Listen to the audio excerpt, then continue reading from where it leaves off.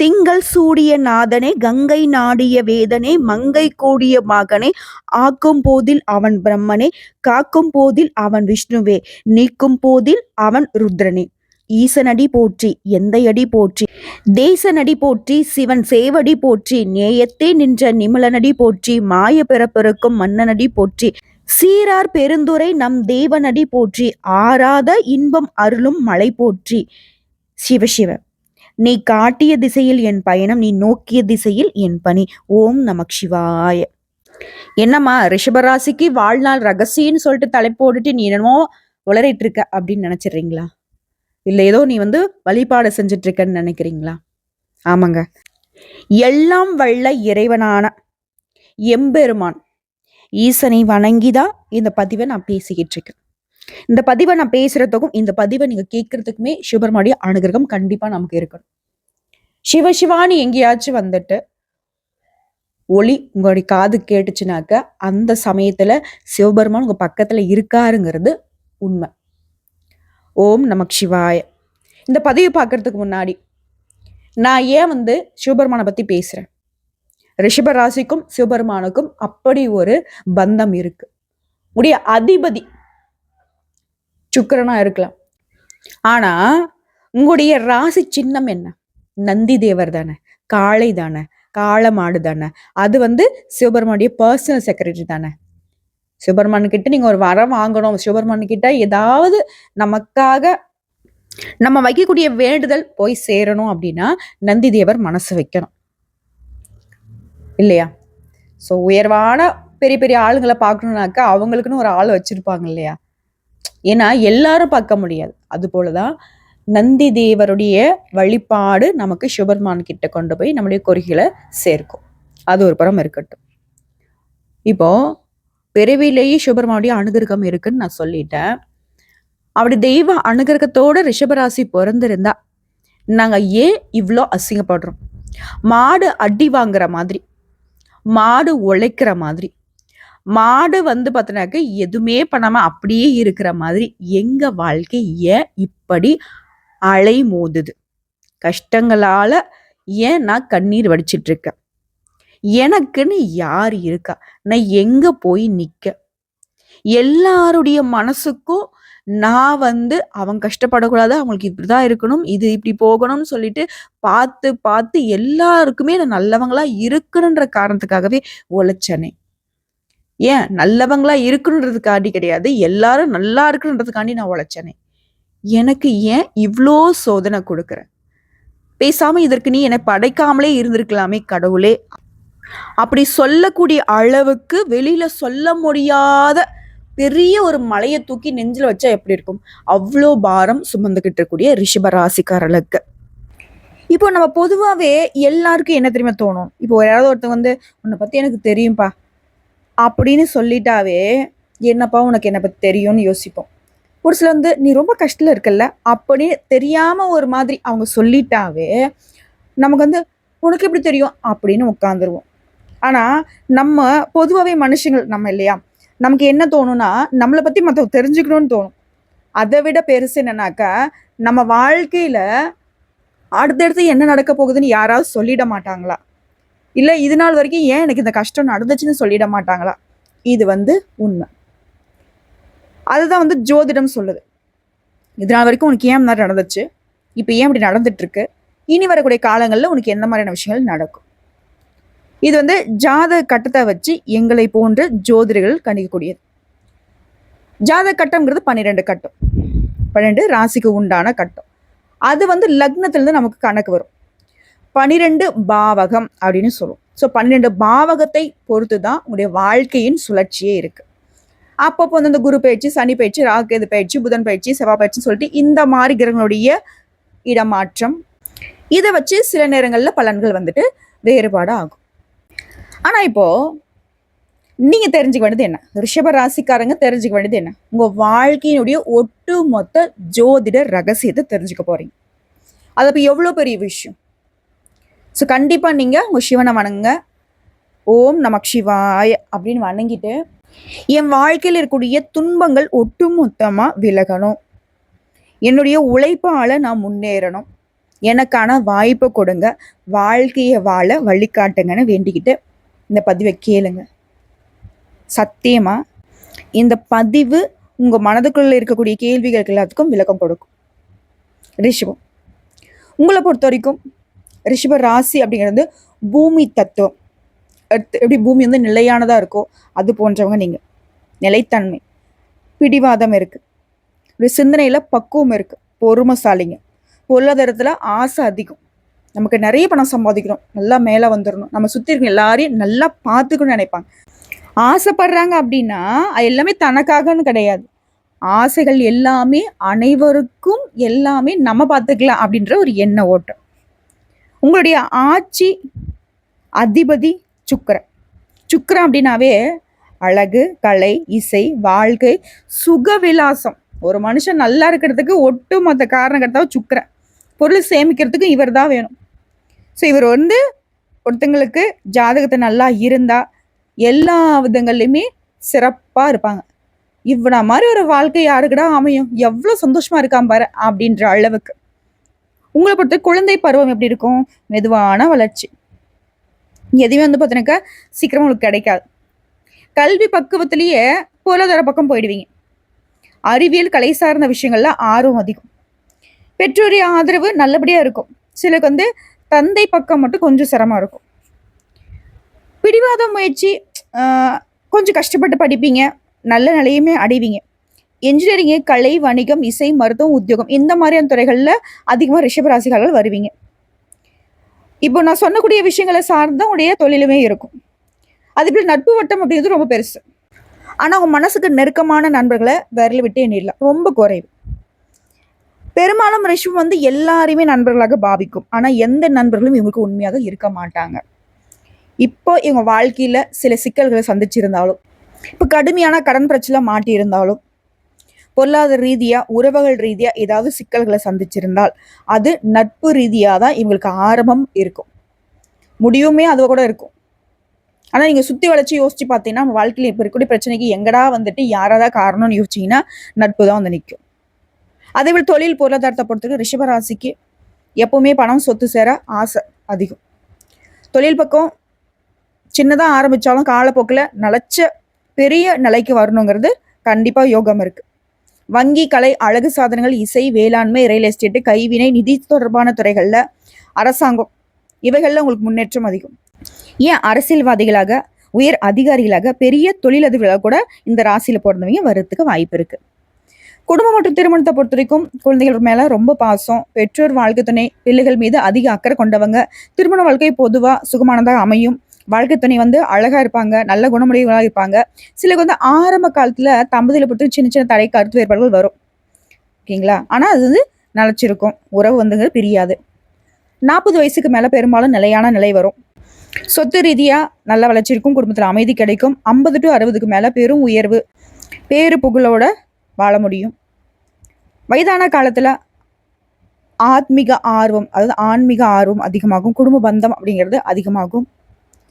So இதெல்லாம் வந்து வாழ்நாள் முழுவதும் நடக்கூடிய சின்ன சின்ன விஷயங்கள் நான் சொல்லியிருக்கேன். ஆனால் அடுத்த 5 வருஷத்துக்கு உங்கள் வாழ்க்கையில் இருக்கக்கூடிய நிலையை நான் சொல்கிறேன், நோட் பண்ணிக்கோங்க. அதாவது நீங்கள் இப்போ படக்கூடிய கஷ்டங்களுக்கு எல்லாமே முழுமையான காரணம் இருக்கக்கூடியவர் சனி பகவான். கும்பராசியில் சஞ்சாரங்கிறது 8வது இடம், இதுதான் அஷ்டம சனின்னு சொல்லுவோம். இதனால் சிரமம், உடல் ஆரோக்கியத்தில் பாதிப்பு, கடன் சிக்கல், மன அழுத்தம் இருக்கும். குருவை பொறுத்திருக்கும் ரிஷபத்தில் இருக்கிறதுனால நல்ல பலன்களும் வரும். தொழில் ரீதியாக, கல்வி ரீதியாக, திருமணம், பிள்ளைகள் தொடர்பான முன்னேற்றத்தை குரு கொடுக்குறாரு. ஆனால் இந்த காலகட்டத்தில் சனி பகவான் சிரமம் கொடுக்க, குரு பகவான் அப்படியே ஆப்போசிட்டுங்க, சனி சோதனையை அதிர்ஷ்டமாக மாற்றி கொடுக்குறாரு. உங்களுக்கு சனி பகவானுடைய சோதனையிலிருந்து பாதுகாப்பும் கொடுக்குறாரு. இப்போது ரிஷப ராசியை பொறுத்த வரைக்கும் சனி பகைன்னு கூட வச்சுக்கலாம். அதே போல் நம்முடைய குரு வந்து உங்களுக்கு பாதுகாப்புன்னு வச்சுக்கலாம். இதை தாண்டி ரிஷப ராசியை பொறுத்த வரைக்கும் உங்களுடைய ஜாதகத்துல 12 பாவங்கள் என்ன ரகசியத்தை சொல்லுது, இதனால உங்க வாழ்க்கையின் ரகசியம் என்ன, அதை பற்றி தெரிஞ்சுக்க போறோம். ரிஷப ராசி, ரிஷப லக்னம், ஒவ்வொரு பாவகத்துடைய விளக்கத்தை நான் சொல்றேன். 1ஆம் பாவம், இது வந்து உடல், குணம், மனம், உங்களுடைய பாவம். ரிஷப ராசிக்காரர்கள் சுக்கிரனுடைய ஆட்சியில இருக்கிறதுனால ரொம்ப அழகா இருப்பீங்க. கலைத்திறமை இருக்கும், சுக வாழ்க்கை, பிடிவாதம், பொறுமை, இது எல்லா குணங்களுமே உங்ககிட்ட அதிகமா இருக்கும். ஆன்மீக ரீதியா பார்த்தோம்னாக்கா உலக வாழ்க்கையுடைய சுகமும் இறைவன் அருளின் தேடலும் இந்த பாவகத்துல கலந்து இருக்கும். ஸோ உங்களுடைய குணம் இதுல செழிப்படையும். அடுத்து 2ஆம் பாவம் குடும்பம், சொத்து, வாக்கு. இது உங்களுக்கு மிதுனம், அதிபதி புதன். ஸோ இங்க பொறுத்த வரைக்கும் குடும்ப பாசம், சொத்து, சேமிப்பு, வாக்கு சாமர்த்தியம் அதிகமா வருது. ஆன்மீக ரீதியா வாக்கின் ஒழுக்கம் தான் ரிஷபராசினுடைய பாக்கியம். சொன்ன சொல்ல தவற மாட்டாங்க, சொன்ன சொல்ல காப்பாற்ற ரொம்ப கஷ்டப்படுவாங்க. அடுத்து 3ஆம் பாவம் தம்பி, அண்ணன், துணிவு. இது இவங்களுக்கு சந்திர பகவான் ஆட்சி செய்யக்கூடிய கடகம் வருது. கடகம் அப்படின்னாவே தாய், சந்திரன் ஆட்சி. துணிவான செயல்கள், கலைத்திறமை, ஆன்மீகத்துல துணிவும் இருக்கும், அன்பும் இணைவதனால கடவுளுடைய அருள் கிடைக்கும். அதே போல 4ஆம் பாவம் வீடு, தாய், மன அமைதி. இது உங்களுக்கு சிம்மம் வருது. ஆட்சி சூரியன் வீடா, இதனால வீடு, நிலம், வாகனம், தாயின் பாசம். ஸோ ஜாதக கட்டத்துல சூரிய பகவான் நல்ல நிலையில இருந்தா, இந்த 4ஆம் பாவத்துல இருந்துட்டா மிகப்பெரிய வளர்ச்சியை நீங்க வாழ்க்கையில பார்க்க முடியும். அதுவே இவர் பாதிக்கப்பட்டு இருந்தா குடும்பத்துல அமைதி குலையும். இதுவே 5ஆம் பாவம். 5ஆம் பாவங்கிறது உங்களுக்கு கன்னி. அங்க என்ன புதன் ஆட்சியா, பிள்ளைகள் மற்றும் கல்வி, பாக்கியம் இதை குறிக்கூடிய இடம். ஸோ கல்வி அறிவில பிள்ளைகள் மூலம் புகழ் உண்டாகும். ஆன்மீகத்தில் ஞானம், பிள்ளை பாக்கியம் மூன்றுமே கிடைக்கக்கூடிய அமைப்பு. பிள்ளைகளால சந்தோஷம், பிள்ளை பேரு, பிள்ளைகளுடைய கல்வி அறிவு இதன் காரணமா பெருமை சேரும். ஓகேவா? அதே போல 6ஆம் பாவம். 6ஆம் பாவங்கிறது எல்லாருக்குமே சொல்ற 6, 8, 12 நமக்கு பார்த்தீங்கன்னாக்கா பாதிப்பு தரக்கூடிய இடங்கள் தான். இது என்ன எதிரிகள், நோய், கடன். இது உங்களுக்கு துலாம் வருது. அதிபதி பார்த்தீங்கன்னாக்கா உங்களுடைய லக்னத்துக்கு உரியவரே இங்க ஆட்சியா நிற்கிறார். யாரு? சுக்கிரனே. ஸோ சுக்கிரன் லக்னநாதன் அப்படிங்கிறதுனால எதிரிகள், நோய், கடன் இதெல்லாம் நீங்க சமாளிக்கக்கூடிய வகையில சக்தி உண்டாகுது. ஆன்மீக ரீதியா துன்பம் வரும், கூடவே இறைவனை நினைத்து கடந்து செல்லக்கூடிய ஆற்றல் கிடைக்கும். புரியுதுங்களா? அதே போல 7ஆம் பாவம் திருமணம், துணைவர், கூட்டணி. இது உங்களுக்கு விருச்சிகம், ஆட்சி செவ்வாய். ஸோ கணவன், மனைவி. ரிஷபராசி ஆண்கள் உடைய வாழ்க்கை துணை மனைவி இருக்காங்க இல்லையா, அதே போல ரிஷபராசி பெண்கள் உடைய வாழ்க்கை துணையான கணவர் இருக்காங்க இல்லையா, அவங்க மீது அதிக ஈர்ப்பு, ஆர்வம் உண்டாகும். ஆன்மீகத்துல கல்யாணம் அப்படிங்கிறது இரு ஆத்மாக்கள் சேர்ந்து வாழ்க்கை தர்மம் நடத்தக்கூடிய புனிதம் இல்லையா, இது உங்களுக்கு சிறப்பா இருக்கும். அதே போல 8ஆம் பாவம் ஆயுள், ரகசியம், மரணம். இது உங்களுக்கு தனுசு வருது. அதிபதி குரு. நவகிரகங்கள்லயே முழுமையான சுபகிரகனும் பெயர் எடுத்த இவருங்க இருக்கிறதுனால உங்களுக்கு 6ஆம் இடம் எப்படி உங்களுடைய அதிபதியால பாதுகாக்கப்பட்டுச்சோ அதே போல 8ஆம் இடமே பாதுகாப்பா இருக்கு. ஆயுள் நீடிக்குது, ஆன்மீக தேடல் வருது, ஆன்மீக ரீதியா எல்லாமே நிலையற்றதுங்கிறத உணர்ந்துப்பீங்க, ஆத்மா மட்டும் நிலை பெற்றதுங்கிறத உணர்ந்து செயல்படுவீங்க. ஸோ 8ஆம் இடம் பாதுகாக்கப்படுது. அடுத்து 9ஆம் பாவம் பாக்கியம், தந்தை, தர்மம். இது உங்களுக்கு மகரம், சனியுடைய ஆட்சி வீடா. உங்களுக்கு வரக்கூடிய ஏதாவது நல்லது, அதிர்ஷ்டம் அப்படிங்கிறது எதுவுமே மெதுவாதான் வரும். பொதுவாகவே நாங்கள் ஜாதக ரீதியா சனி பகவானை முதியவர்னு சொல்லுவோம். ஏன்னா எதுவுமே பார்த்தீங்கன்னா மெதுவா செய்யக்கூடியவர். ஆனா பாதிப்பு மட்டும் சட்டுன்னு கொடுத்துருவாரு. நல்லது கொடுக்கறதுக்கு மட்டும் இந்த ஆளுக்கு என்னவோ தெரியலப்பா, ரொம்ப கஷ்டம் போல அப்படிங்கிற மாதிரி. ஆனா உழைச்சிங்க, கடுமையா உழைக்கிறீங்க அப்படின்னாக்கா அதற்கு உண்டான பலனை நிலையா கொடுத்துருவார். கொடுத்து திரும்பி வாங்குற பழக்கம்லாம் இவருக்கு கிடையாது. அதே போல ஆன்மீகத்துல உழைப்பு தான் கடவுள் அப்படிங்கிறத உணர்த்த வச்சிருவார். இதுதான் உங்களுக்கு பாக்கியம். தம்பி, நீ எந்த அளவுக்கு உழைக்கிறியோ அந்த அளவுக்கு உனக்கு உயர்வு அப்படிங்கிற மாதிரி. அதே போல 10ஆம் இடம் தொழில், பேரு, புகழ், அரசாங்கம். இங்கேயே ஆட்சி யார் வராரு? சனி வராரு. தொழில்ல பெரிய நிலை, அரசாங்க பணி, உயர்வு கிடைக்கும். ஆன்மீகத்தை பொறுத்த வரைக்கும் உழைப்பு தான் தர்மயாகம் அப்படிங்கிறத உச்ச நிலையில நீங்க உலகத்துக்கு தெரியப்படுத்தக்கூடிய அளவுக்கு சரியான உங்களுக்கு ஒரு என்ன சொல்றது ஒரு அனுபவத்தை கொடுத்துருவாரு. 11ஆம் பாவங்கிறது லாபம், ஆசை, நிறைவு. இது உங்களுக்கு மீனம், குரு ஆட்சி இல்லையா, உடைய ஆசைகள் எல்லாமே நிறைவேறும். செல்வம், நண்பர்களுடைய நல்ல சேர்க்கை, பேரு, புகழ் எல்லாமே இந்த இடத்துல கிடைக்கும். அதே போல ஆன்மீகத்தை பொறுத்த வரைக்கும் அருளோடும் தான தர்மத்தோடும் உடைய ஆசைகள் எல்லாமே நிறைவேறும். அடுத்த 12ஆம் பாவம் ஆல்ரெடி பாதகமான பாவங்கள் பார்த்தாக்க 6, 8, 12 சொன்னேன். 12 அப்படிங்கிறது செலவு, விரயம். இதுல ஆன்மீகம் வரும், விடுதலையும் வரும். ஸோ இங்க ஆட்சி உங்களுக்கு மேஷம், ஏன்னா 12ஆம் பாவங்கிறது உங்களுடைய ரிஷபராசிங்கிறது தான் 1ஆம் பாவம். அதுலேருந்து அப்படி சுற்றிக்கிட்டு வரப்போ நமக்கு மேஷம் தான் 12ஆம் வீடாக வருதா. இது செலவு அதிகமாகும். ஆனாலும் ஆன்மீக சிந்தனை வரும். ஆன்மீகத்தில் செலவு செய்வது தர்மமாக இருந்தாலும் கொஞ்சம் அதுக்கே செலவு செய்கிற மாதிரி வரும். கோயில் குளம் யாத்திரை போகிறது இந்த மாதிரி வரும்னு வச்சுக்கோங்களேன். பட் இருந்தாலும் இது உங்களுக்கு கடவுளுக்காக செய்யக்கூடிய செலவாக மாறும். அதாவது வீணா மற்றவங்களுக்கு யாருக்கோ மருத்துவ செலவா இந்த மாதிரி போகாது. ஓகேங்களா. இதில் ரிஷபத்தை பொறுத்த வரைக்கும் உங்களுடைய ராசி கட்டத்தை எடுத்து வச்சுக்கோங்க. நம்ம சொன்ன இந்த 12 பாவங்களில் எந்தெந்த கிரகங்கள் எங்கெங்க இருக்காங்கிறத கமெண்ட் பாக்ஸில் பதிவிடுங்க, நான் சொல்கிறேன். உங்களை பொறுத்த வரைக்கும் கிரகங்கள்லேயே நவகிரகங்களில் சூரிய பகவானுடைய பாதிப்பு இருந்தா, சூரியன் அப்படிங்கிறது நண்பனாக இருந்தா அரசாங்கத்துல உயர்வு, பாதிப்பு இருந்தா குடும்பத்துல அமைதி குலையும். அதாவது சூரிய பகவான் ராசி கட்டத்துல நல்ல நிலையில இருந்துட்டா. அடுத்து சந்திரன், இவர் உங்களுக்கு ராசி கட்டத்துல நல்ல நிலையில இருந்துட்டா மன அமைதி அதிகமாகும், குடும்பத்துல பாசம் மேம்படும். இதுவே இவர் கெட்டு போயிட்டா, அதாவது சந்திர பகவானுடைய நிலை சரியாக இல்லைன்னா கஷ்டம் வரும், மன அழுத்தம் வரும், உடல் ஆரோக்கியத்திலுமே பிரச்சனை வரும். அடுத்து செவ்வாய், ரிஷப ராசிக்கு சோதனை கொடுக்கக்கூடியவர் இவர். ஏன்னா 7ஆம் பாவம் 12ஆம் பாவம். இப்போ திருமண வாழ்க்கை செலவு ஒரு பக்கம், சிரமம் ஒரு பக்கம் வரும். ஆன்மீகத்தை பொறுத்திருக்கும் செவ்வாய் பாதிப்பு இருந்தால் சுப்பிரமணிய சுவாமியை வழிபாடு செய்கிறது இதற்கான பரிகாரம். செவ்வாய் பகவானை நம்ம கட்டுப்படுத்தலாம். ஏன்னா 7ஆம் பாவங்கிறது திருமண வாழ்க்கை, அது பாதிக்கப்படக்கூடாது இல்லையா. ஸோ செவ்வாய்க்கிழமையில முருகப்பெருமானுக்கு செவ்வரளி மாலையிட்டு அவருக்கு ரொம்ப பிடிச்சமான தேனும் தினைமாவும் கலந்து நெய்வேத்தியமாக வச்சு வழிபாடு செய்யுங்க, ரொம்ப நல்லது. ஓம் சரவண பவ இந்த மந்திரத்தை செவ்வாய்க்கிழமை ஒரு 108 முறை உங்கள் கைகளால் எழுதுங்க. அதே போல் புதன் உங்களுக்கு நட்பு கிரகம், அதனால கல்வி பேச்சு தொழிலில் வளர்ச்சி கொடுக்கக்கூடியவர். அடுத்து சுக்கிரன் உங்களுடைய ராசிநாதன் இல்லையா, நித்திய நட்பு, அழகு, கலை, செல்வம், திருமணம், சுக வாழ்க்கை, ஆன்மீகம் அனைத்துமே சுக்கிரனால உங்களுக்கு நல்ல நிலையில கொடுக்க முடியும். அடுத்து குரு நண்பனாக இருந்துட்டா, குரு பகவான் உங்க ராசி கட்டத்தில் நல்ல நிலையில இருந்துட்டா பெரிய பாக்கியத்தை கொடுப்பார். அதுவே எதிரியாக இருந்துட்டா பிள்ளை பாக்கியத்துல கஷ்டம், கல்வி பக்கம் சோதனை வரும். ஆனா இவரால பெருசா பாதிப்பு இருக்காது. ஒருவேளை குரு பகவான் நல்ல நிலையில இல்லைன்னா வியாழக்கிழமையில குரு வழிபாடு, வியாழக்கிழமையில மஞ்சள் எழுத்து அதிகம் பயன்படுத்துங்க. அனுதினமும் மஞ்சளை நெத்தியில திருநீர் போல இட்டுக்கொள்வது சிறப்பு. அதே போல சனி, ரிஷப ராசிகளுக்கு மிகப்பெரிய ஆசிரியரே இவர் தான். நீ என்ன பண்ணக்கூடாது, ஏன் இப்படி பண்ண அப்படிங்கிற வரைக்கும் உங்களுக்கு கண்டிப்புக்கு உரியவரா இவர் வராரு. 9 மற்றும் 10ஆம் பாவங்களுடைய அதிபதி இவருங்கிறதுனால உழைப்பால உயர்வை தரக்கூடியவர். ஆன்மீகத்துல சரி தரக்கூடிய துன்பம் அப்படிங்கிறது நம்முடைய ஆன்மாவை சுத்திகரிக்கூடிய யாகம்னு சொல்லப்படுது.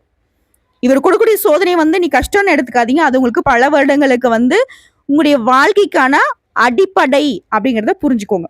இதுவே ராகு கேது, ராகு பொறுத்தவரைக்கும் 2, 5, 9ஆம் இடங்கள்ல வந்துட்டா குடும்பம் பாக்கியத்துல சோதனை. கேது பொறுத்தவரைக்கும் 7, 8, 12ஆம் இடங்கள்ல வந்துட்டா திருமணம் மற்றும் ஆன்மீக பக்கங்கள்ல சோதனைகளை கொடுப்பாங்க.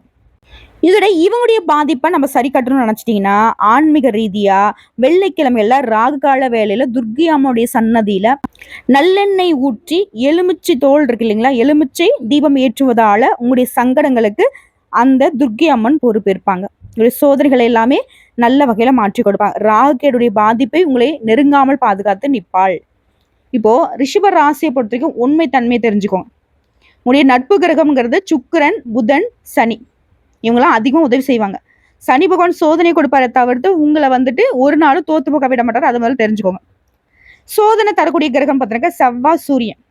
செவ்வாயை நீங்க சமாளிக்கனாக்கா முருகனை வழிபாடு செய்யுங்க. சூரிய பகவானாக்கா அனுதினமும் சூரிய பகவான் நமஸ்காரம் செய்தாலே போதும், சிரமங்கள் மறையும்.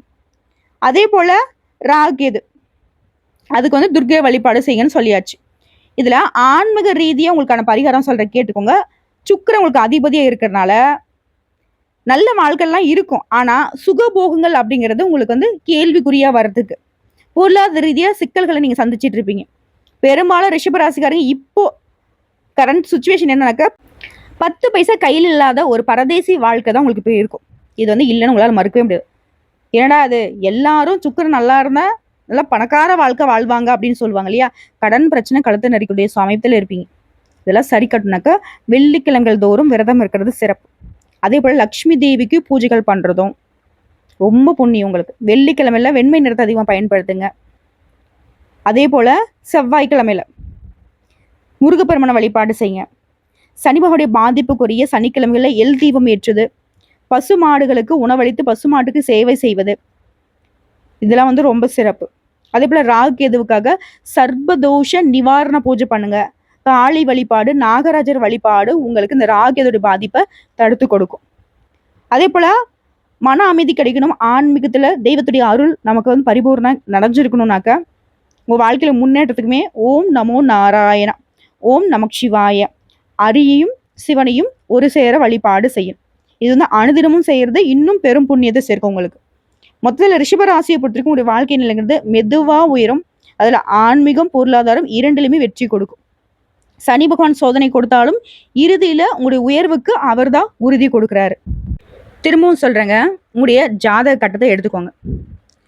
சனி பகவான் எங்க இருக்காருன்னு பாருங்க. ஒருவேளை அவர் 1ஆம் பாவத்துல இருக்கார், உங்களுடைய லக்னத்திலே இருந்தாரு அப்படின்னாக்கா, லாங்கிற கட்டத்திலே இருந்துட்டா உடல் சோர்வு, தாமதம், ஆனா பெரிய பொறுமையை கொடுத்துருவார்.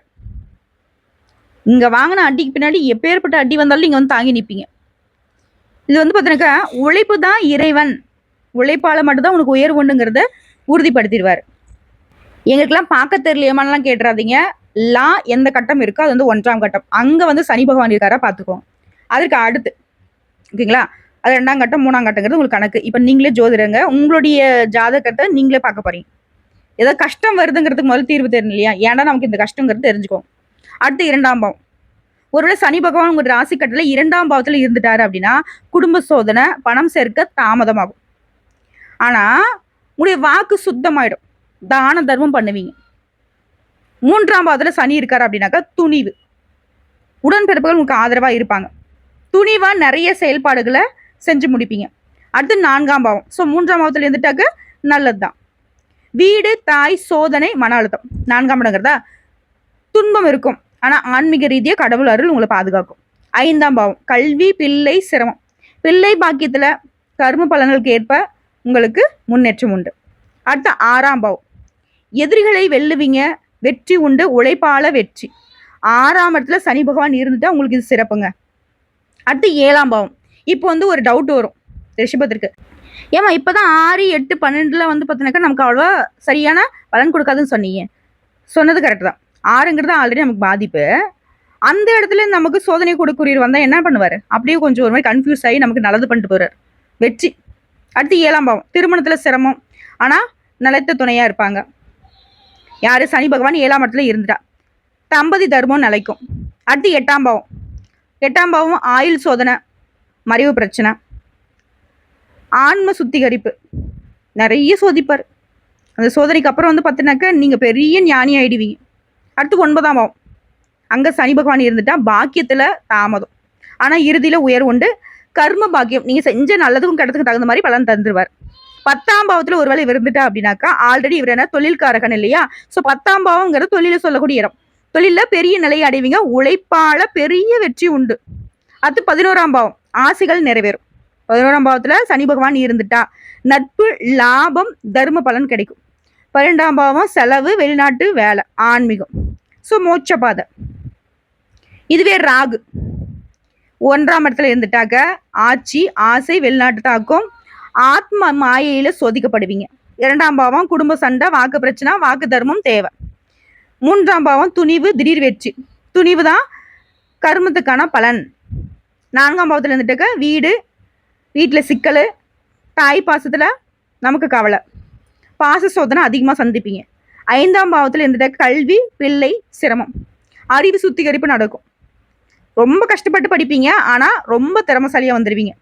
6ஆம் பாவம் எதிர்களை வெல்லும், வெற்றி, கர்ம வெற்றி. புரியுதுங்களா உங்களுக்கு?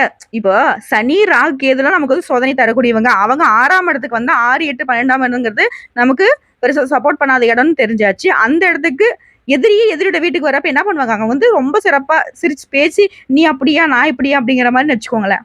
அடுத்து 7ஆம் பாவம் திருமணத்தில் சிரமம், வெளிநாட்டு துணை. ஒரு சிலர் சொல்லுவாங்க இல்லையா, வெளிநாட்டுக்கு வேலைக்காக போச்சுப்பா, படிக்கிறதுக்காக போச்சுப்பா, அங்கேயே கல்யாணம் பண்ணிட்டாங்க அப்படின்ற மாதிரி சொல்லுவாங்க. ஸோ அதெல்லாம் இந்த இடத்துல வேலை செய்யும். இப்போ 19 சொல்கிறேன் கேட்டுக்கோங்க, ஏன்னா நம்ம பேசணுன்னாக்கா நிறைய லென்த்தாக போகுது. ராகு, கேது, சனி பகவான் இவங்க 6, 8, 12 இந்த 3 இடங்கள்ல இருந்துட்டா உங்களுக்கு அந்த இடம் நல்லபடியா வேலை செய்யும். புரியுதுங்களா? மற்ற இடங்கள்ல இருந்தா கொஞ்சம் குறைவான நல்ல பலன்களை கொடுக்கறதுல இவங்க என்னைக்குமே வந்து பார்த்தீங்கன்னாக்கா சிறப்பாக வேலை செய்ய மாட்டாங்க. இதை தாண்டி சனி பகவான் உங்களுக்கு நல்ல கிரகம் தான். ஏன்னா அவரை பொறுத்த வரைக்கும் உங்களுக்கு வந்து எதை எப்படி செய்யணுங்கிற ஒரு வழிமுறையை கற்றுக் கொடுத்துருவார். அவரை விட்டுடுங்க.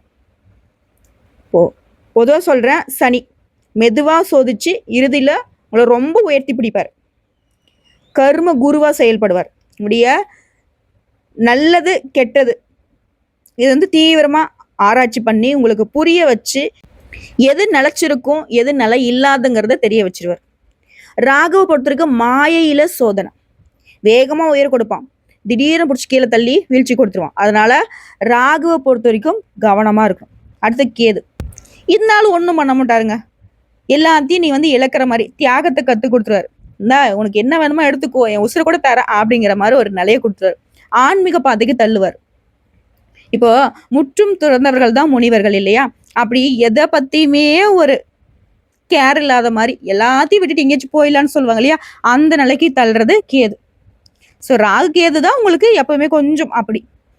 ஆனா செவ்வாய், சுக்கிரன், குரு, சூரியன், சந்திரன், புதன் இந்த கிரகங்கள் வந்து 12 பாவங்கள்ல ரிஷப ராசியை பொறுத்த வரைக்கும் இடங்களுக்கு தகுந்த மாதிரி சிறப்பான பலன்களை கொடுப்பாங்க.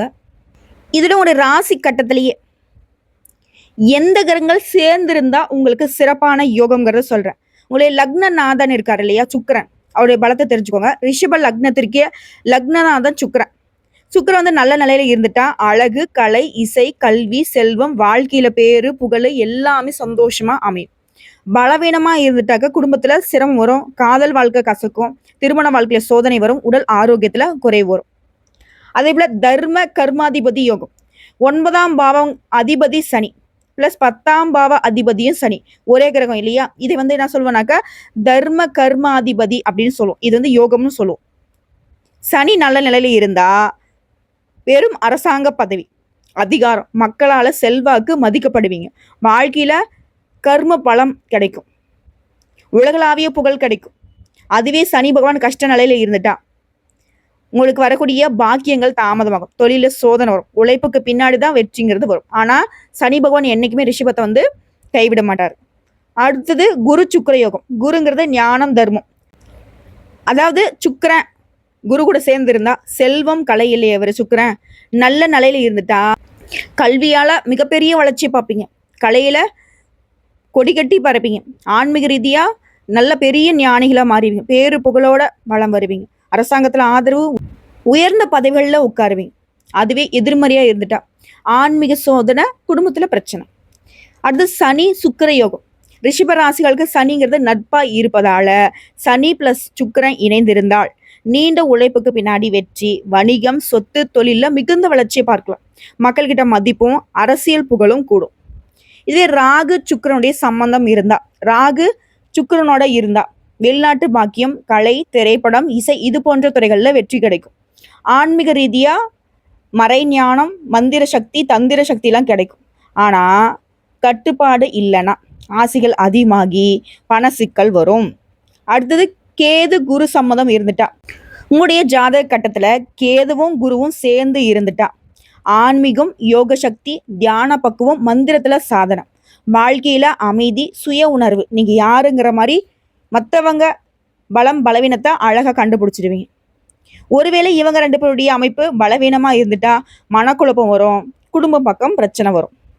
அடுத்து செவ்வாய் சனி யோகம். இது வந்து கரக யோகம்னு ஜோதிட ரீதியா சொல்லும். ரிஷப ராசிகளுக்கு செவ்வாய் பல நேரங்கள்ல சோதனையை கொடுப்பான். ஆனா சனி பிளஸ் செவ்வாய் அப்படிங்கிறது நல்ல நிலையில சேர்ந்துட்டா நிலம், கட்டிடம், தொழில், அரசியல் பக்கம் பெரிய வெற்றி கிடைக்கும். மக்கள் மீது கட்டுப்பாடு, ஆட்சி, அதிகாரம் எல்லாம் உங்க கையில விளையாடும்.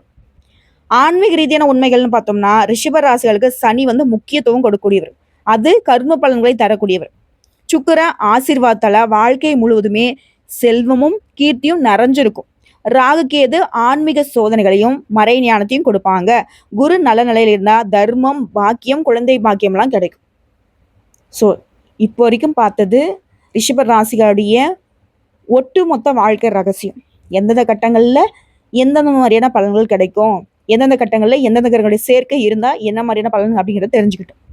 இப்போது சனி பகவானுடைய ஆசீர்வாதம் வேணும் உங்களுக்கு. ஏன்னா அவருடைய நிலைங்கிறது உங்களுக்கு ரொம்ப முக்கியமான நேரம். சனிக்கிழமையில் எள்ளெண்ணெய் தீபம் ஏற்றி சனீஸ்வரர் வழிபாடு செய்வதனால நல்லது. சுக்கிரனுடைய பலம் பெறுவதற்கு வெள்ளிக்கிழமையில துளசி மாலை, துர்க்கை அம்மன் வழிபாடு. ராகுகேது சோதனை குறைய காளகஸ்தியில் போயிட்டு ஒரு பூஜை பண்ணிட்டு வந்துருங்க. குரு பலம் பெற வியாழக்கிழமையில விஸ்வநாதர் தட்சிணாமூர்த்தி வழிபாடு. இதுல ஒரு சிலர் வந்துட்டு ஜாதக ரீதியா கேள்விப்பட்டிருப்பீங்க. இப்போ வந்து உங்களுக்கு இது தசாபுக்தி நடக்குது அப்படின்ற மாதிரி சொல்லுவாங்க. ரிஷபராசியை பொறுத்தவரைக்கும் சூரிய மகாதசைங்கிறது 6 வருஷம், சந்திர மகாதசை 10 வருஷம், செவ்வாயுடைய மகாதசை 7 வருஷம், புதன் பகவானுடைய மகாதசைங்கிறது 17 வருஷம், குருவுடைய மகாதசை 16 வருஷம், சுக்கிர மகாதசை 20 வருஷம், சனியுடைய மகாதசை 19 வருஷம், ராகுடைய மகாதசை 18 வருஷம், கேதுடைய மகாதசை 7 வருஷம். இப்ப ரிஷப ராசிக்கு பெரிய பலன் தரக்கூடிய தசைகள்னு பார்த்தோம்னாக்கா சுக்கிர மகாதசை வாழ்க்கையுடைய பொற்காலம்னு சொல்லலாம். செல்வம், திருமணம், பிள்ளை, வீடு, வாகனம் இதெல்லாம் இந்த தசையில தான் கிடைக்கும். சனி மகாதசை சோதனையுடன் கூடிய உயர்வு, அரசாங்கம், அரசியல், அதிகாரம். குரு மகாதசை பாக்கியம், பிள்ளை பாக்கியம், தர்மம். ராகு மகாதசை திடீர் உயர்வு, வெளிநாட்டு யோகம். இப்போ உங்களுடைய அதிபதியை பொறுத்த வரைக்கும் 1, 2, 4, 5, 7, 9, 10, 11 இந்த இடங்கள்ல இருந்துட்டா உங்களுக்கு அதிர்ஷ்டம். இந்த பாவங்கள்ல சுக்கிரன் நல்ல நிலையில் இருந்தா ரிஷபராசியுடைய வாழ்க்கை முழுவதுமே அதிர்ஷ்டம் குடிகொள்ளும். இதோட சுக்கிர பகவான் நல்ல நிலையில் இருக்காரு. ஆனா செவ்வாய் பகவான், சூரிய பகவான், சனி பகவான், ராகு இதெல்லாம் உங்களுக்கு வந்து பாதிப்பை கொடுத்தா அது எல்லாத்தையுமே இவர் சரி கட்டிடுவார். செவ்வானா கோபம், சண்டை, திருமணம் இதெல்லாம் சிரமத்தை வந்து கொடுப்பாங்க இல்லையா, அதெல்லாம் சுக்கிர பகவான் தடுத்துருவார். சூரியனை பொறுத்த வரைக்கும் என்ன சிக்கலை கொடுப்பாரு, குடும்பத்திலையும் அதிகாரத்தையும் சிக்கலை கொடுப்பாரு. அதை வந்துட்டு சுக்கிர பகவான் தடுத்துருவார். சனியை பொறுத்த வரைக்கும் தாமத்தை கொடுக்கறது, சோதனை கொடுக்கறது, உழைப்புல பாதிப்பு கொடுக்கறது இதெல்லாத்தையும் இவர் வந்து சரி கட்டிடுவார். ராகு எதுனாக்க குழப்பம், அந்த குழப்பத்தை வந்துட்டு சுக்கிர பகவான் கட்டுப்படுத்துவார். இதை தாண்டி அதிர்ஷ்டம் பெறுவதற்கு வெள்ளிக்கிழமையில விரதம் இருங்க, உபவாசம் இருக்கிறது நல்லது. அம்மன் வழிபாடு, மீனாட்சி, காமாட்சி, புவனேஸ்வரி, லலிதாம்பிகை வழிபாடு பெரும் புண்ணியம் உங்களுக்கு. அதே போல முருகன் வழிபாடு. சுக்கிரன்னா கலை, முருகன்னா அறிவு. இந்த இரண்டோடைய இணைவு தான் வெற்றி. ஸோ முருகன் வழிபாடு வெற்றி கொடுக்கும். பெருமாள் வழிபாடு, வெள்ளினாக்க விஷ்ணு சம்பந்தப்பட்டது தானே. ஸோ புதன்கிழமையில விஷ்ணு வழிபாடு, வெள்ளிக்கிழமையில விஷ்ணு வழிபாடு உங்களுக்கு நல்லது. அதே போல நீங்க அனுதினமும் சொல்ல வேண்டிய மந்திரம் ஓம் சுக்ராய நமக 108 முறை சொல்லுங்க. அனுதினமும் சொல்லுங்க. குறைஞ்சபட்சம் 16 முறை, அதிகபட்சம் 108 முறை. இதுல பொருளாதார ரீதியா நல்லா இருக்கணும், குடும்ப பாக்கியம் சிறப்பா இருக்கணும், திருமண பாக்கியம் சிறப்பா இருக்கணும்னாக்கா ஓம் ஸ்ரீம் ஹ்ரீம் சுக்ராய நமக இந்த மந்திரத்தை சொல்லுங்க 108 முறை. உங்களுக்கு அதிர்ஷ்டம் தரக்கூடிய தெய்வம் பார்வதி அம்மன், காமாட்சி அழகுக்கும் பாசத்துக்கும் குடும்ப பாக்கியத்துக்கும், மீனாட்சி அம்மன் திருமண பாக்கியம், பிள்ளை பாக்கியம், வெங்கடாஜலபதி திருப்பதி மெயினா செல்வத்துக்கும் பாக்கியத்துக்கும், முருகனை பொறுத்த வரைக்கும் திருச்செந்தூர் முருகன், பழனிமலை முருகன் அறிவுக்கு துணிவுக்கு, சித்தர் யோகி வழிபாடுனாக்கா அகத்தியர் சித்தர் கோவில் வந்து பார்த்தனாக்கா குணரீதியா ஞான ரீதியா கொடுப்பாரு. கோரக்க சித்தர் வழிபாடு ஆன்மீக சக்தியை மேம்படுத்துவாரு. போகர் சித்தர் பழனி, முருகன் பிளஸ் கலை பிளஸ் செல்வம் இது மூன்று சேர்ந்து உங்களுக்கு இந்த சித்தர் வழிபாடு சிறப்பை சேர்க்கும். அதே போல காளி துர்கி அம்மன் வழிபாடு சக்தி, அழகு, பாசம். பெருமாளை பொறுத்த வரைக்கும் கண்ணன் அவதாரம், கலை, இசை, பாசம் இதுக்கெல்லாம் வந்து மேன்மை கொடுப்பாரு. முருகனை பொறுத்த வரைக்கும் அறிவும் துணிவும். இதுல உங்களுக்கு ரொம்ப நெருங்கிய உங்களுக்கு வந்து எப்பவுமே அதிர்ஷ்டத்தை தரக்கூடிய ராசிகளை சொல்றேன். இவங்களாம் கூட வச்சுக்கிட்டா திருமணம் பண்ணிக்கிட்டா நல்லது. கன்னி, மகரம், கடகம், மீனம் ஓரளவுக்கு பரவாயில்லனாக்கா ரிஷபம், துலாம். ரொம்ப இவங்களை வந்து இருந்துட்டா உங்களுக்கு கஷ்டம் அப்படின்னு பார்த்தாக்கா சிம்மம், விருச்சிகம், தனுசு, கும்பம். நட்பு பொறுத்துன்னு பார்த்தோன்னாக்கா கன்னி, மகரம், கடகம், மீனம். சிரமம் அப்படின்னாக்கா ஃப்ரெண்டா கூட வேண்டாம்ப்பா அப்படின்னாக்கா சிம்மம், விருச்சிகம். அதே போல தொழில் பண்ணலாம், கூட்டு தொழில் அப்படின்னாக்கா கன்னி, மகரம், துலாம், மீனம். அதே போல தொழில், கூட்டு தொழில் இவங்க கிட்ட செட்டே ஆகாது, எந்த ஒரு சின்ன ஒரு இவங்க கஸ்டமரை கூட வேண்டாம் அப்படின்னு நினைச்சாக்கா சிம்மம், விருச்சிகம் எப்பவுமே எதிரி தான். ஓகேவா? இந்த பதிவுடைய மொத்த நோக்கம் உங்களுக்கு என்ன தெரியுங்களா? உடைய வாழ்க்கையை வந்து நிலைத்தன்மையா இருக்கணும், நல்ல செல்வ வளத்தோட இருக்கணும், பேரு புகழோட ஆன்மீக வளத்தோட நீங்க வளம் வர்றதுக்கும் என்னதான் சோதனைகள் வந்தாலும் சனி பகவான் பிளஸ் சுக்கிர பகவான் பிளஸ் குரு பகவான் நல்ல நிலையில இருந்துட்டா உங்களுக்கு வெற்றி உறுதிங்கிறத தெளிவுபடுத்திக்கோங்க. ஆன்மீக வழிபாட அனுதினம் மேற்கொள்ளுங்க. தினசரி மந்திரம் ஜபம் பண்றது உங்க வாழ்க்கை வந்து மென்மையாகவும் மேன்மையாகவும் வளமாகவும் மாத்துங்கிறத ஞாபகத்தில் வச்சுக்கோங்க. தெய்வத்தை தாண்டி எதுவும் உங்களுக்கு சிறப்பை சேர்க்காது. அனுதினமும் சிவபெருமானுக்கு ஒரு 10 நிமிஷம் தியானம் பண்ணிட்டு அன்றாட வேலையை தொடங்கி பாருங்க. நீங்க இப்ப எந்த நிலைமையில அடுத்த நிமிஷம் நான் சூசைட் பண்ற நிலைமையில இருக்கேன்னு கூட நீங்க சொல்லுங்க. ஆனா ஒரு 10 நிமிஷம் உட்காந்து இந்த செகண்ட் ஓம் நமக் சிவாய இந்த மந்திரத்தை சொல்லி பாருங்க. இந்த கஷ்டம் நஷ்டம் எல்லாத்தையும் ஒதுக்கி வச்சுட்டு அவரை மட்டும் உங்களுடைய மனசுல நிலைநிறுத்தி ஒரு 10 நிமிஷம் அவருக்காக ஒதுக்கி வழிபாடு செய்தா ஏன் என்ன ஏதுங்கிறத உங்களுடைய ஆதி முதல் அந்த வரை உங்க வாழ்க்கையுடைய மொத்த நல்லது கெட்டதையும் தெளிவுபடுத்திடுவார். அந்த செகண்ட் என்ன தோணும், நல்லதை எப்படி மேன்மைப்படுத்திக்கணும், கெட்டதை எப்படி ஒதுக்கி வைக்கணுங்கிறத ஒரு தெளிவு வந்துருமா? அப்போ நம்ம வாழ்க்கையில வெற்றி அடைஞ்சிடலாமா? ஸோ ரிஷபராசி வெற்றி அடைவது உறுதி. வாழ்த்துக்கள்.